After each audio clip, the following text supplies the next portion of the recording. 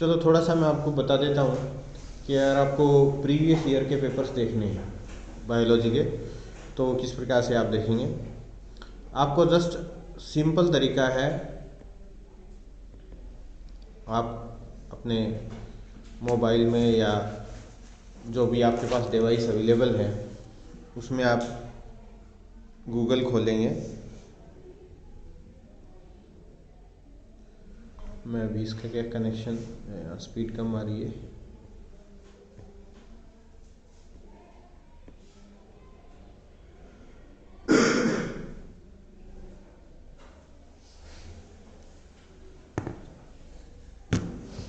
आपने गूगल खोल लिया, वहाँ जस्ट सिंपल आप सर्च करेंगे HBSC ओल्ड क्वेश्चन पेपर्स, ठीक है। इसके बाद ये जो पहला लिंक आ रहा है ना, आप इसी पे क्लिक करेंगे तो आपके सामने HBSC की वेबसाइट खुल जाएगी जिसमें ओल्ड क्वेश्चन पेपर्स आपके सामने होंगे। ये देखो, ठीक है। अब 12th, ये 2022 वाले पेपर इसमें नहीं दिए हुए हैं, बाकी 21 में तो हुए ही नहीं थे। बाकी सारे पेपर हैं 2017 से। अगर आप 2017 का यहाँ पर क्लिक करोगे, एक बार यहाँ पर कोई ना एडवर्टीजमेंट की खुल जाता है, पता नहीं क्या डिफ़ॉल्ट सिस्टम किया हुआ है।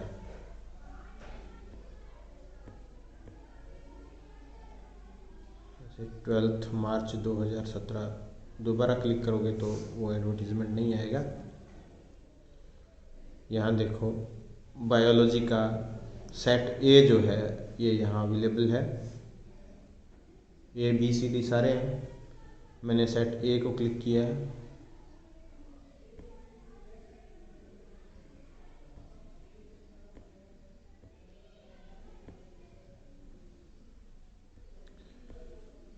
ये देखिए, ये हम इसको खोल लेते हैं।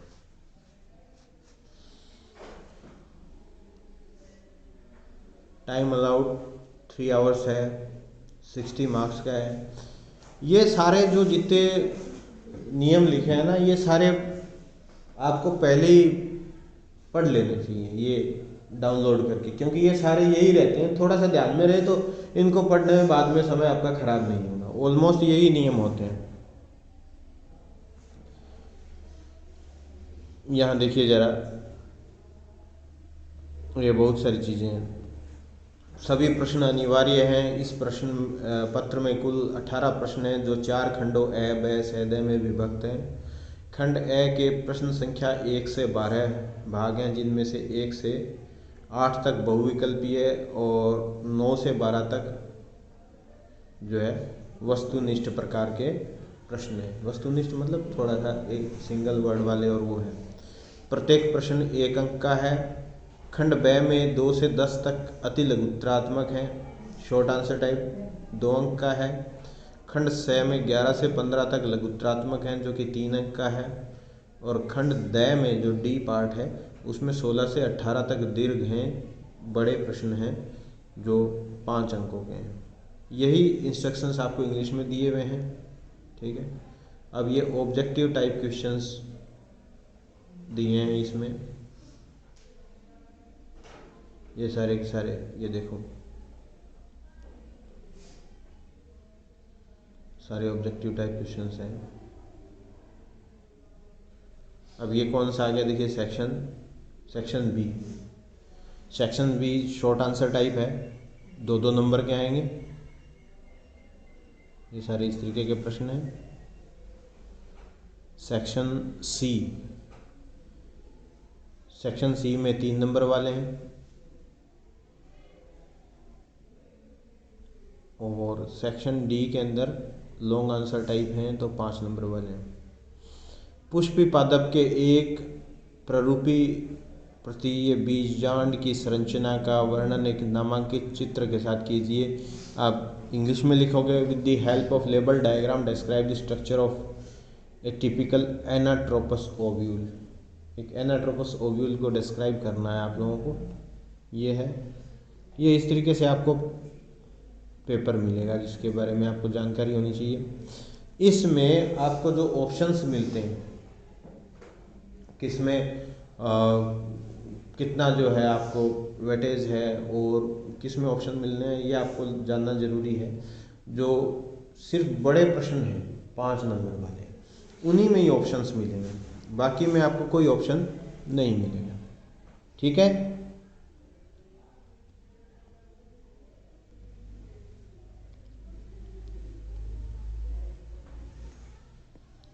आप सभी जो ईयर्स हैं, प्रीवियस ईयर्स, उनके सभी पेपर्स एक बार ज़रूर देख लें। जब पेपर्स को देखोगे आपको थोड़ा अंदाज़ा हो जाएगा किस प्रकार के प्रश्न आते हैं। तो ख़ास तौर से जो बच्चे अब तक कम पढ़े हैं उनके लिए ये बिल्कुल अच्छा साबित होगा, और जो ज़्यादा पढ़े हैं उनके जो मार्क्स को बढ़ाने में सहायता करेगा। आपको किस प्रकार से प्रश्न लिखते हैं, किस प्रकार से आपको मैनेज करना है। टाइम मैनेजमेंट बहुत बड़ी चीज़ होती है। आप लोग क्या 2-2 नंबर वाले में ज़्यादा टाइम लगा देते हो, और जब बारी आती है ये बड़े प्रश्न 5 नंबर वाले करने की, तो उस समय आपके पास समय नहीं होता। ये टाइम मैनेजमेंट बड़ी चीज़ है। ठीक है, ये हो गया। अब आपको कौन सा चैप्टर करवाना है?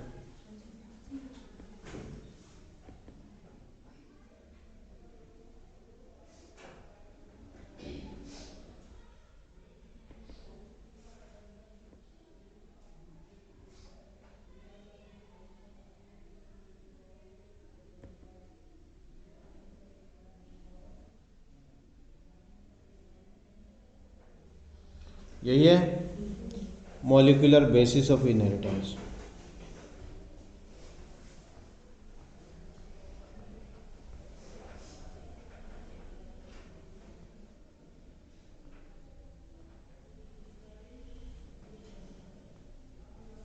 क्या सभी पढ़ के आए हो इसे?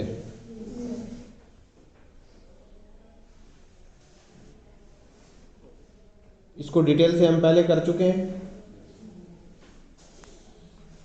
आज सिर्फ आपको मैं एक शॉर्ट रिवीजन कराऊंगा, उसमें आपको समझ में आ जाएगा। पूरा का पूरा जो चैप्टर है वो ये मान लीजिए इस डायग्राम पे बेस्ड है। ये आपके सामने जो डायग्राम दिखाई दे रहा है, डीएनए से एमआरएनए और एमआरएनए से प्रोटीन, यही दिख रहा है आपको। अब यहाँ से हम ये जान सकते हैं कि there is one way flow of genetic information. हम कहते हैं सारी की सारी इंफॉर्मेशन किसी भी ऑर्गेनिज्म के बारे में डीएनए में होती है। डीएनए से वो एमआरएनए के थ्रू प्रोटीन बनाती है, और प्रोटीन किसी विशेष प्रकार के रिएक्शन को कैटेलाइज करता है, तो उससे वो पर्टिकुलर फिनोटाइप वहाँ पर प्रदर्शित होता है। ठीक है, और इसी को ही कहते हैं सेंट्रल डोग्मा। यही सिद्धांत है सेंट्रल डोग्मा। अब डीएनए से डीएनए का बनना क्या कहलाता है? लिखा है रेप्लिकेशन। ठीक है, डीएनए से एमआरएनए का बनना क्या कहलाता है? ट्रांसक्रिप्शन। और एमआरएनए से प्रोटीन का बनना ट्रांसलेशन है। ये क्लियर है आपको? यहाँ सामान्यतः हम इसको ऐसा ही मानते हैं, लेकिन एक और चीज आ गई है, आरएनए से वापस डीएनए बनना। जितने भी आप आरएनए वायरसेस देखते हैं वो अपने आप को जब रेप्लिकेट करते हैं तो उस समय क्या होता है कि वो अपने आरएनए को होस्ट के अंदर इंजेक्ट कर देते हैं, उससे वहाँ डीएनए बनता है, डीएनए फिर वो आरएनए बनाता है, फिर वापस पैकेजिंग होती है। तो आरएनए से वापस डीएनए बनना वो क्या है? देखिए, डीएनए से आरएनए बनना तो क्या है? ट्रांसक्रिप्शन है। और आरएनए से डीएनए बनना एक तरीके से रिवर्स प्रोसेस हो गया ना, उल्टा प्रोसेस हो गया। तो वो कौन सा है? Reverse transcription. और उसका जो एंजाइम है वो रिवर्स ट्रांसक्रिप्टेज है। ठीक है, और यहां कौन सा एंजाइम काम आता है डीएनए से एमआरएनए बनने में? RNA polymerase.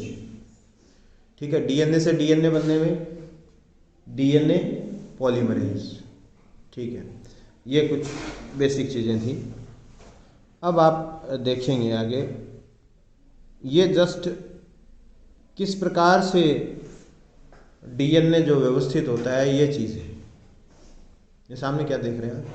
ये न्यूक्लियोसोम की स्ट्रक्चर है। मैंने आपको बताया था packaging of DNA on chromosome. एक बार फिर से आप बोर्ड पे देखते रहिए, आपको ध्यान में आएगी सारी की सारी चीज़ें। मैंने आपको बताया था कि डीएनए होता है सीधा, जब डीएनए काम करेगा, रेप्लिकेट हो गया या ट्रांसक्रिप्शन करेगा, तो उस समय डीएनए का खुलना जरूरी है, तो इसलिए उसके पैकेजिंग नहीं होती है उस टाइम। लेकिन जनरली पैकेज्ड रहता है डीएनए, और खास तौर से जब सेल डिवीजन होता है तो उस समय क्रोमोसोम्स आपको दिखाई देते हैं। तो क्रोमोसोम क्या है, डीएनए पैकेजिंग का एक तरीके से सेल के अंदर हाईएस्ट लेवल है। तो बेसिक से शुरू करते हैं। डीएनए, अब डीएनए क्या करता है कि ये बीच में आपको जो बॉल लाइक स्ट्रक्चर दिखाई गई है हिस्टोन ओक्टामर की, यहाँ पर जो 4 प्रकार के हिस्टोन प्रोटीन्स होते हैं, ठीक है, H2A, H2B, हिस्टोन 2A और हिस्टोन 2B, और H3 और H4, 4 हो गए ना। इनके दो पार्टिकल्स इसमें होते हैं, ठीक है, कुल मिला के 8 हो गए ना टोटल। तो इसलिए इसको क्या कहते हैं, हिस्टोन ओक्टामर। और इसके चारों ओर डीएनए लिपटा होता है। ये इन्होंने जस्ट एक थ्रेड लाइक स्ट्रक्चर बताई है, लेकिन आप इसको क्या है, डबल हेलिक्स स्ट्रक्चर भी बना सकते हो। मैंने आपको डबल हेलिक्स बना करके ही बताया हुआ है, और ये पहले से ये लेक्चर मेरा शायद अवेलेबल भी है यूट्यूब पे, आप देखते तो शायद आप उसको वैसे ही समझते, ठीक है। तो डीएनए जो है इस ओक्टामर के चारों ओर लगभग 1.8 टर्न, 1.25 राउंड लेता है इसके चारों में, ठीक है। और ये खुल ना जाए इसलिए H1 प्रोटीन, ये लिखा है ना H1 हिस्टोन लिखा है, ये वहां पे लगा होता है, वो इसको एक तरीके से लॉक कर देता है। इसको बोलते हैं पूरे को कोर पार्टिकल। और इसके चारों ओर जो डीएनए लिपटा हुआ है वो कैसा है, कोर डीएनए। यहां से डीएनए निकला, दूसरे हिस्टोन ओक्टामर के चारों ओर लिपट गया, वही 1.8 टर्न, फिर H1 प्रोटीन लग गया, फिर आगे चला, फिर H1 प्रोटीन लग गया। इस तरीके से एक लंबा यूं लगता है कि एक मोतियों की माला है, बहुत लंबा हो जाता है, ठीक है। फिर ये राउंड लेता है, जैसे आप किसी रस्सी को इस प्रकार से करके एक स्प्रिंग लाइक स्ट्रक्चर बना देते हो ना, ठीक इसी तरीके से इसमें भी बनता है। उसको कहते हैं सोलेनोइड। वो सोलेनोइड स्ट्रक्चर ही क्या है, क्रोमेटिन कहलाती है। और वो क्रोमेटिन क्या है कि सेल डिवीजन के टाइम नॉर्मली क्रोमेटिन के रूप में रहता है डीएनए न्यूक्लियस के अंदर, लेकिन जब सेल डिवीजन होता है तो उस समय उसकी पैकेजिंग क्रोमोसोम के रूप में होती है। और क्रोमोसोम के रूप में पैकेजिंग होती है तो एक प्रोटीन आता है स्कैफोल्ड प्रोटीन, उसके ऊपर वो जो सोलेनोइड है वो चिपक जाता है पूरा थ्रेड लाइन, तो क्या बन जाता है, पूरा का पूरा क्रोमोसोम बन जाता है।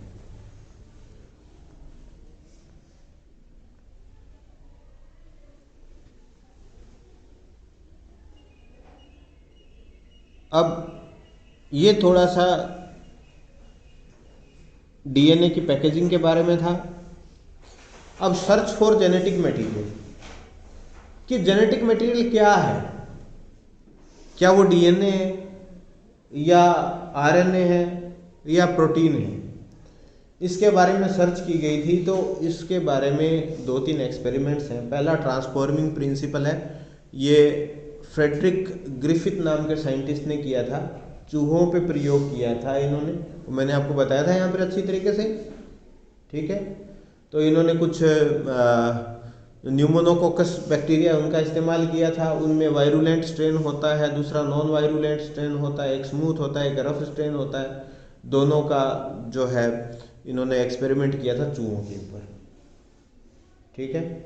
फिर इन्होंने जो वायरुलेंट स्ट्रेन था उसके हीट किल्ड बैक्टीरिया लिए और नॉन वायरुलेंट के साथ मिक्स किए थे, और मिक्स करने के बाद जो है जब उसमें चूहे में इंजेक्ट किया गया तो वो चूहे की डेथ हुई थी।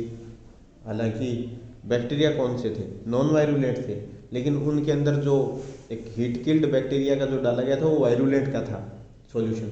तो वायरुलेंट बैक्टीरिया में क्या है, वो डीएनए डिस्टर्ब नहीं हुआ, वो डीएनए ने चेंज कर दिया उसको ट्रांसफॉर्म कर दिया, जो नॉन वायरुलेंट था उसको वायरुलेंट बना दिया। तो इसीलिए इस एक्सपेरिमेंट का नाम क्या रख दिया गया, ट्रांसफॉर्मिंग प्रिंसिपल। काफ़ी डिटेल से मैंने आपको पहले समझाया हुआ है इसको। ये कुछ इसके बताए हुए हैं थ्रू फ्लो चार्ट, आप देख लीजिएगा। अब ट्रांसफॉर्मिंग प्रिंसिपल को जो पूरा इसका, हालांकि ये बता नहीं पाए थे कि ये मटेरियल डीएनए है, इसीलिए इन्होंने ट्रांसफॉर्मिंग प्रिंसिपल नाम रख के छोड़ दिया था। इसके बाद 3 साइंटिस्ट थे जिन्होंने मतलब बायोकेमिकल कैरेक्टराइजेशन किया था इस चीज़ का, कि ऐसी क्या चीज़ थी जिसने नॉन वायरुलेंट को वायरुलेंट में चेंज कर दिया। ठीक है, वो जो साइंटिस्ट थे ये एवेरी, मैकलियोड एंड मैककार्टी, ये तीनों साइंटिस्ट थे। इन्होंने इसकी जो सॉल्यूशन डाला था उसको डीएनएज, आरएनएज और प्रोटीएज से ट्रीट करके ये बता दिया कि ये जो ट्रांसफॉर्मिंग प्रिंसिपल है वो डीएनए ही है नेचर के अंदर, बायोकेमिकल नेचर उसकी क्या है, डीएनए है। इसके बाद हर्शे एंड चार्ल्स ने भी प्रयोग किया था, ब्लेंडर एक्सपेरिमेंट किया था। हर्शे एंड चार्ल्स ने ब्लेंडर एक्सपेरिमेंट किया था। तो एक बैक्टीरियोफाज से किस प्रकार का मटेरियल जो है बैक्टीरिया के अंदर ट्रांसफर होता है एक वायरस से, वो उसकी नेचर में डीएनए ही पाई गई थी। इन्होंने रेडियो एक्टिव मटेरियल का इस्तेमाल किया था, ये भी मैंने आपको डिटेल से बताया था। ये देखिए इसके बारे में यहाँ बताया हुआ है। ये जो डायग्राम आप देख रहे हैं इसमें ये सारी चीज़ें पूरी तरीके से क्लियर हैं। और इसके बाद आप देखोगे यहाँ से क्लियर हो गया कि डीएनए ही जेनेटिक मटेरियल है। अब आरएनए वर्ल्ड, आरएनए के बारे में जस्ट थोड़ा सा दिया हुआ है। एमआरएनए, टीआरएनए, आरआरएनए, 3 टाइप के आरएनए होते हैं। ठीक है, इसके बाद रेप्लिकेशन के बारे में बताया हुआ। अब रेप्लिकेशन सेमी कंजर्वेटिव टाइप होता है। सेमी कंजर्वेटिव का मतलब नहीं समझते हो आप। सेमी कंजर्वेटिव क्या होता है, आपको ये तो पता है कि डीएनए डबल हेलिक्स है, 2 एक तरीके से धागे हैं, दोनों एक दूसरे पूरा हेलिकल स्ट्रक्चर बनाई हुई है। दोनों धागों को अगर आप ऐसे खोल दोगे तो आप रेप्लिकेटिंग डीएनए एक तरीके से उसको अज्यूम कर सकते हो। दोनों आप धागे खोल रहे हो और दोनों के साथ 2 नए बन रहे हैं, तो पूरा खोलते जाओगे और पूरे 2 नए बन जाएंगे। ठीक है, जो नए बने उनमें आपने क्या देखा, एक स्ट्रैंड तो पूरा नहीं है, दूसरा ही नया बना।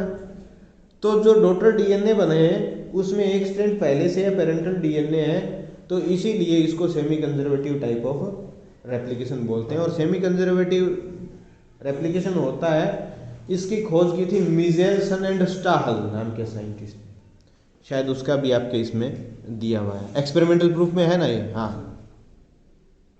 ये रहा, मिजेल्सन एंड स्टाहल ने किया था। ये इन्होंने डेंसिटी ग्रेडियंट सेंट्रीफ्यूगेशन किया था। डेंसिटी ग्रेडियंट सेंट्रीफ्यूगेशन के द्वारा इन्होंने ये पूरी तरीके से क्लियर किया था कि इसमें सेमी कंजर्वेटिव टाइप होता है।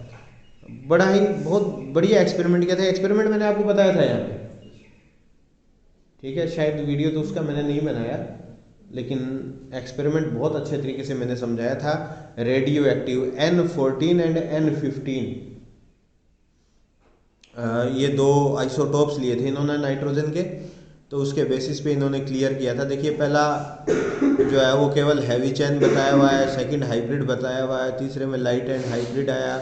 इस तरीके से जो है, जो इन्होंने मतलब कंसेक्यूटिव जो जनरेशन्स के बाद इन्होंने डीएनए को एक्सट्रैक्ट करके और ये जो बैंड बने उसके बेसिस पर ये रिजल्ट दिया था। आपको डिटेल्स करनी है तो ये पूरा एक लेक्चर पूरा लेगा 40 मिनट का, मैं आपको बता दूंगा अगर किसी को समझ में ना आए तो। अब डीएनए रेप्लिकेशन की मशीनरी एंड एंजाइम्स के बारे में बात कर रहे हैं। तो डीएनए पॉलीमरेज मेन एंजाइम है। ये जो डायग्राम आप देख रहे हैं यहाँ पर, ये मेजर डायग्राम है।